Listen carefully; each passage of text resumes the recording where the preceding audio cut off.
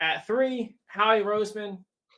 I think we're ready to crown him the best GM in football. I know there's a lot of great GMs out there, but this man has just been on an unbelievable roll since drafting Jalen Rager. He took it personally. He took that awful decision personally, and he has not looked back since. It's hard to believe someone as hated as Roseman was after that pick has been able to rebound and become he put him up a statue outside of the link. I mean, Jalen Carter at pick 9, they did the trade up just in case, giving up a fourth next year. It seemed like destiny that Carter was going to go there. And then to wait at 30, stay patient, not trade up, and take Nolan Smith falling to them is insane. Smith is very raw, but he's might be the highest character player in this whole draft, and he is a freak athlete. He gets to learn from Hassan Reddick, his closest comparable in the NFL, but he's more athletic than Reddick is, as crazy as that seems. And then in the third rounds, their picks weren't as great, but Tyler Steen, you got to just trust whoever Philly drafts that offensive line that it's going to work out. And Sidney Brown is a hard-hitting safety that he's got to learn, but you could easily see where this might work out. Yeah, like Zach said, it's kind of hard to argue who the Eagles take at offensive line when they've had an unbelievable amount of success with everybody that they've.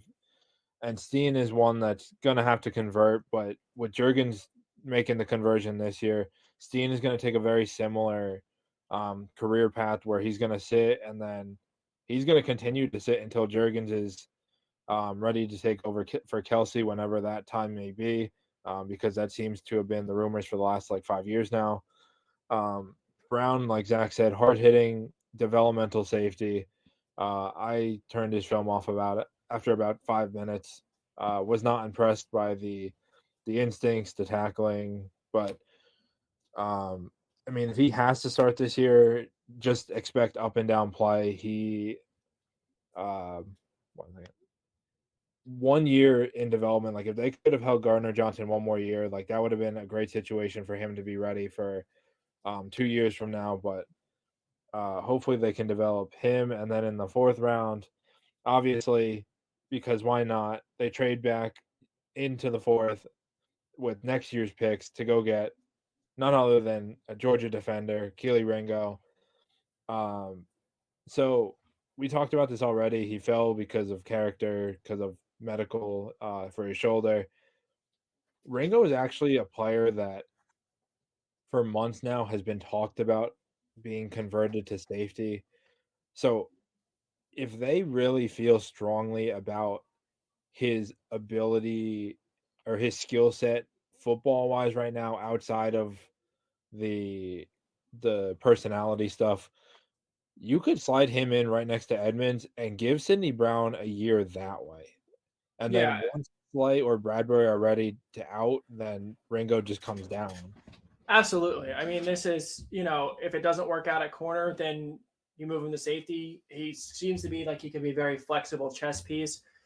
And then Tanner McKee in the 6 is the only pick we don't like. If we don't have a problem with them taking another quarterback for the factory, but McKee is not someone we liked. He's very immobile. So if you ever did have to play him, it's not going to work out, especially because your backup is Mariota, who, is like that guy from SpongeBob that has paper skin and broken bones and all that stuff, or glass bones and paper skin. But then in the 7th, they didn't look at him because he was not a high rated prospect. But as far as upside goes, again, they took a very athletic guy that, of course they did. I mean, they are going to be nuts this year. The only issue we have is we wish they would have drafted a receiver somewhere. Or a So, second tight end. yeah, or a second tight end, one of the two, especially with Darnell Washington falling the way he did. But it's not like they made bad selections. Tanner McKee could have easily been one of the receivers that was still there, but what are you going to do? Howie can only do so much.